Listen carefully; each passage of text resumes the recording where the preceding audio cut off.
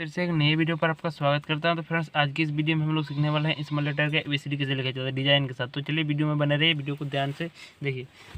तो देखिए यहाँ पे फर्स्ट में ए ऐसे करके, फिर ऐसे करके घुमा के इसे बी, फिर ऐसे करके सी, फिर ऐसे करके डी, फिर ऐसे करके ई, फिर ऐसे करके एफ, फिर ऐसे जी, H, I, J, K, L, M, N, O,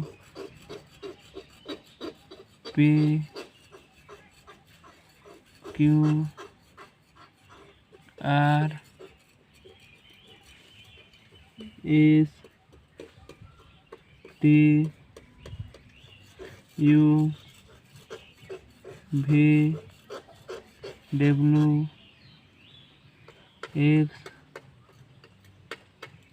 Y, Z. तो इसी तरह लगे हम लोग ए से लेकर जेड तक। देखिए वीडियो को थोड़ा सा भी हेल्प लगा, वीडियो को थोड़ा सा भी पसंद, वीडियो को लाइक कर दीजिए, चैनल में विजिट कीजिए, चैनल को सब्सक्राइब कर देगा, नोटिफिकेशन बिल को प्रेस कर लीजिए ताकि हर एक नए वीडियो का नोटिफिकेशन सबसे पहले आप तक मिल सके। चलिए मिलते हैं नए वीडियो में, तब तक ले जय हिंद, वंदे मातरम।